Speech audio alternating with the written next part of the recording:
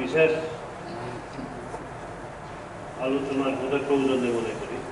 শুধু আমরা আগেও কিছু প্রস্তাব দিয়েছিলাম, যেমন পুলিশ বিলের উপরে এলিজিবিলিটি ফর ডাইরেক্ট রিক্রুটমেন্ট, ওইখানে শুধু খবর ল্যাঙ্গুয়েজের উপর বলা হয়েছে, খবর ল্যাঙ্গুয়েজের।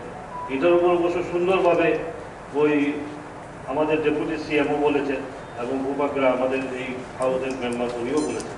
কাজে এখানে আমার শুধু কতটুকু সংশোধন হয়েছে জানি না, তবু আমি বলবো as a state language Bengali and Kokborok, এবং তার সাথে বিভিন্ন আরও আমি পরে আসবো, এইগুলোতে আছে local schedule tribe prominent popular schedule tribe language করে অনেক বিল আমি দেখছি ভিলেজ কমিটির ওই বিলের মধ্যে। কাজে এখানে যেহেতু স্টেট ল্যাঙ্গুয়েজ মেনলি বেঙ্গলি এবং ককবরক, আর আমাদের সেই এরিয়াতেও বেঙ্গলি এবং ককবরক এটা আছে, এবং তার সাথে যাতে লোকাল যেগুলো আরও শিডিউল ট্রাইব ল্যাঙ্গুয়েজ আছে এগুলো হওয়া, এটা একটা। আর হচ্ছে আছে এজ, এখানে উল্লেখ আছে 23 থেকে 28 বছর। কাজে এখানে আমরা আলোচনাও করেছি 18 থেকে হওয়া, ঠিক না? 18 থেকে, এটা 18 থেকে ওই দুইটা সংশোধনী। এরপরে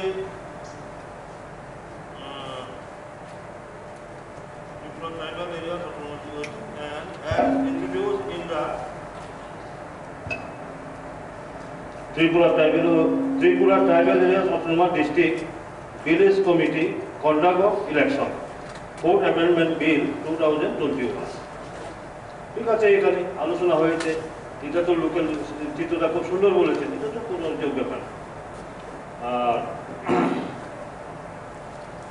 আরেকটা আছে Tripura Tribal Areas Autonomous District Council Village Committee Administration Second Amendment Rules 2022। এখানে আছে আপনার ওই 2 নম্বরে অ্যামেন্ডমেন্ট অফ রুল, যেমন এখানে আছে for the word Bengali, the word Kokborok for any prominent indigenous language of the local village committee. এটা সকলে উল্লেখ থাকা ভালো এইগুলাতে। কাজে এগুলা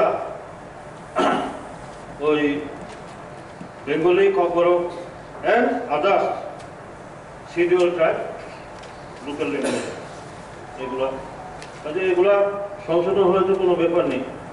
এরপরে আরও একটা আছে Tripura tribal areas autonomous district village committee maintenance of register of ordinary resident rules 2022। এখানে কিন্তু ককবরক ও ইংলিশ ওর বেঙ্গলি এখানে কিন্তু আছে। কাজে এটা ঠিক আছে। এখানে শব্দ মিললে ওই যে আরওয়ারের ব্যাপারে শব্দ করা দরকার। কাজে যাই হোক, এই হচ্ছে বিলের উপরে। এখন অনেকে আলোচনা করেছে, অনেকে এই যে 10 দিন পর্যন্ত আলোচনা, এখন চিত্রদার কথা শুনে আরো বিভিন্ন যারা এখানে আলোচনা করেছেন সদস্যরা, মাননীয় সদস্যরা, তার থেকে আমার মনে হয়েছে আরো ডিসকাশন হওয়া দরকার। এখানে যে আরো ডিসকাশন হওয়া দরকার, কারণ এখানে এত সুন্দর এখানে ডিবেট হওয়া দরকার। ডিবেট কেন হওয়া দরকার? আসল সত্যটা একটা অ্যাক্ট হওয়ার পরে সেটা যাহাতে খারাপ দিকে না যায়, তার জন্য পক্ষে বিপক্ষে যুক্তি তর্ক উপস্থাপন করা। কাজে মনে হয় এখানে আরো করা দরকার। যেমন এখানে বিদ্যুৎ বাবু তুলেছেন, নন এডিসি এরিয়াতে আমাদের রাজ্যে 3 টায়ার পঞ্চায়েত সিস্টেম আছে।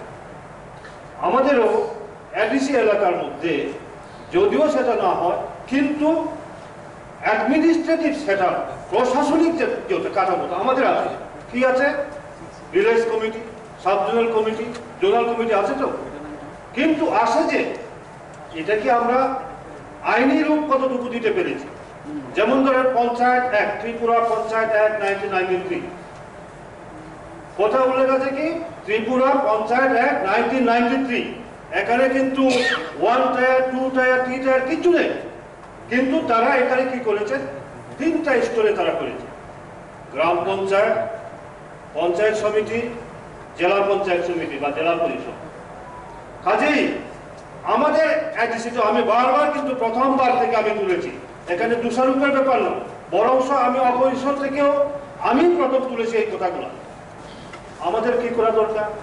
যেমন ত্রিপুরা পঞ্চায়েত অ্যাক্ট 1993, আমাদের ত্রিপুরাতে 6 শিডিউল মোতাবেক 3(1)(a) ভিলেজ কমিটি করার প্রয়োজন আমাদের রয়ে গেছে। আমার 6 শিডিউল সংবিধান আমাকে দিয়েছে, ক্ষমতা দিয়েছে, ভিলেজ কমিটি কয়টা স্তরে হবে 6 শিডিউল মোতাবেক আমাদের করার সেটা ক্ষমতা রয়েছে। আমরা করেছি কি? আমাদের আগে যারা ছিলেন, এই হাউসে যারা মেম্বার ছিলেন, ওরা করেছেন কিনা? কাজেই আমরা যে বারবার শুধু একে অপরকে দোষারোপ করতে হবে, করলে হবে। সাংবিধানিক ভাবে আমার কি অধিকার হয়ে আছে এবং প্রেজেন্টলি আমার কিভাবে আছে, সেটআপটা কিভাবে আছে, কি করা দরকার। চিত্তরা, অনিমেষ বাবু, ওনাদের সাথে মাঝে মধ্যে কথা খুব সুন্দর ভাবে এগুলা, এবং আমাদের মাননীয় চেয়ারম্যান তো অতি অভিজ্ঞ, আমাদের অনেক সৌভাগ্য, আমরা একজন সিনিয়র একজন ব্যক্তিকে আমরা এই হাউসের চেয়ারম্যান হিসেবে আমরা পেয়েছি। কাজে এগুলো চিন্তা করা দরকার। এরপরে দেখুন আরো একটা আছে, schedule area, that mean 5th schedule মোতাবেক, ট্রাইবাল এরিয়া 6 শিডিউল মোতাবেক, দুইটা আছে, শিডিউল এরিয়া আর ট্রাইবাল এরিয়া। এখন শিডিউল এরিয়াতে কি করেছে, panchayat extension to schedule area, সংক্ষেপে যেটাকে আমরা পেশা অ্যাক্ট বলি, তারা চালু করেছে। কি করেছে? ওইখানে ট্রাইবাল অর্থাৎ জনজাতিদের যে কাস্টমারি সিস্টেম, ওটাকে জীবিত রেখে তারা ওইখানে চালু করেছে। কি করেছে? এখানে সুপ্রিম কোর্টেও কেস হয়েছে, সুপ্রিম কোর্ট পর্যন্ত স্বীকার করতে বাধ্য হয়েছে, রায় দিছে যে শিডিউল এরিয়াতে ওইখানে যে কোনো স্তরের হোক, চেয়ারম্যান এবং ভাইস চেয়ারম্যান অতি অবশ্যই শিডিউল ট্রাইব রিজার্ভ থাকতে হবে, সেটা সুপ্রিম কোর্টের রায়। এখন এর জন্য আমাদের ত্রিপুরাতে 6 শিডিউল এরিয়ার মধ্যে আমরা কি চাবো? পঞ্চায়েত ব্যবস্থা, পিআরআর, পঞ্চায়েত রাজ ইনস্টিটিউশন যেটা আছে, এখানে আমরা কোন সিস্টেমে চাবো? শিডিউল এরিয়া, 5th শিডিউল এরিয়াতে তারা ফেসা এক করেছে, আমরা এখানের মধ্যে কি চাবো? আমরা কি যেখানে রাজ্য সরকার পরিচালিত যে পঞ্চায়েত ব্যবস্থা, এটার মাধ্যমে যাবো, এটাই দেব, নাকি আমরা ওই যে শিডিউল এরিয়াতে যে পেশা এক চালু হয়েছে, নাকি সেই মোতাবেক জনজাতিদের যে রীতি অনুযায়ী, যেমন ওই যে ওই চিত্তদা বলেছেন, আদার্স যে ডিস্ট্রিক্ট কাউন্সিল গুলা এখানে নমিনেটেড মানে কি? যেমন ধরুন এখানে জমাতিয়া হদা তারা সমাজ ব্যবস্থা থেকে এটা তৈরি করে, এটা এই ইলেকশন কমিশন নির্বাচন না।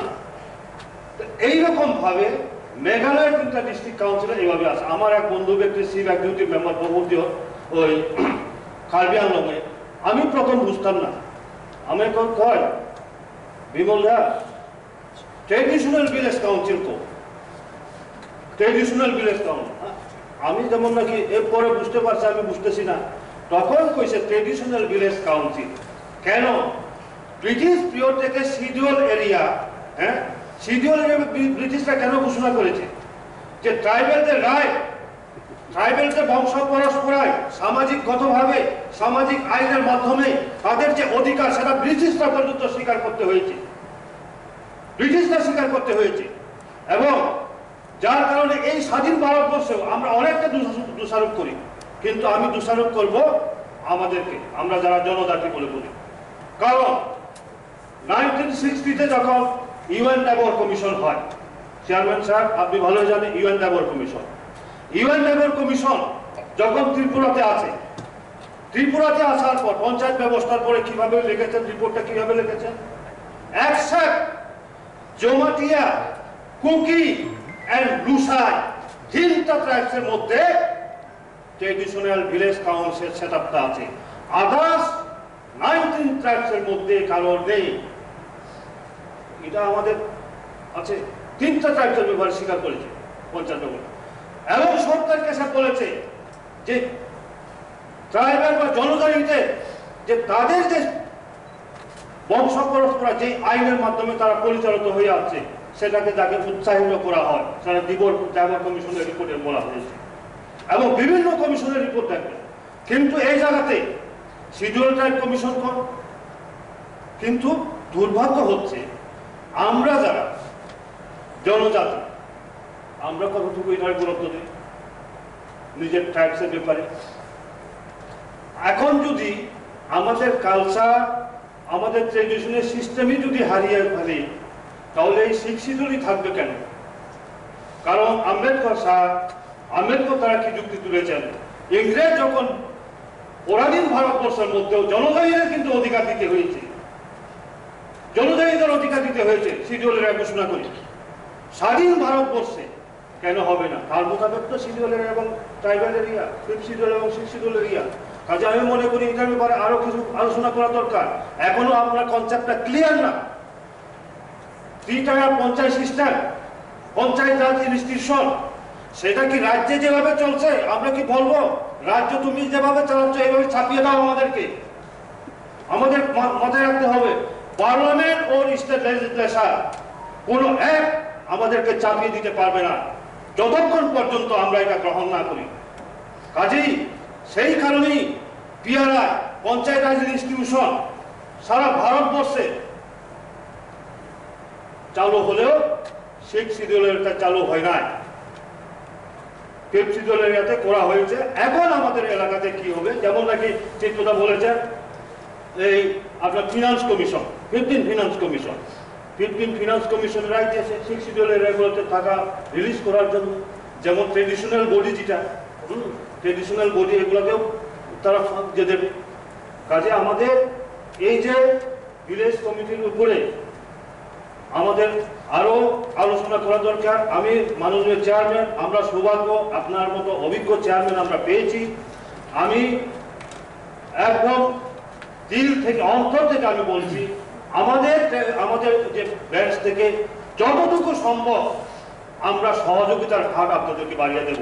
আমরা মিলিতভাবে যাতে এখানে আরো একটা উপায় বার করতে পারি। কারণ একবার যখন এক হয়ে যাবে, রাজ্যকে যখন বলবো তুমি তোমার পঞ্চায়েত ছাপিয়ে দাও, দেওয়ার জন্য অনেক চেষ্টা, কিন্তু বাকি মেঘালয় এবং বিশেষ করে আসামে ডিস্ট্রিক্ট কাউন্সিল করা তারা বিরোধিতা করার জন্য কেন্দ্রীয় সরকারের পর্যন্ত সাহস পেয়েছে না ডাইরেক্ট পিআরআই এক ছাপিয়ে দেওয়ার জন্য। কাজে এই জায়গাতে আমাদের চিন্তা ভাবনা করতে হবে। আমি আশা করব এখানে খুবই সুন্দরভাবে আলোচনা হয়। আমি চাই আগামী দিনেও যুক্তি তর্ক পক্ষে বিপক্ষে হবে, সেটা মনের মধ্যে না নিয়ে আমরা এটা আরো যত বেশি আলোচনা হবে, যত বেশি মানে এটা আলোচনা হবে, বিতর্ক হবে, যুক্তি তর্কের মধ্যে যাবে, তত বেশি আমাদের এই আইনগুলা সুন্দরভাবে বেরিয়ে আসবে বলে আশা করি। আগামী দিনে আমি আশা রাখবো যে এটার ব্যাপারে শুধু কাউন্সিল শাসন নয়, কাউন্সিল শাসনের বাইরেও যদি যখনই বলবেন আমরা প্রস্তুত সহযোগিতার জন্য। যাই হোক, অসংখ্য অসংখ্য ধন্যবাদ।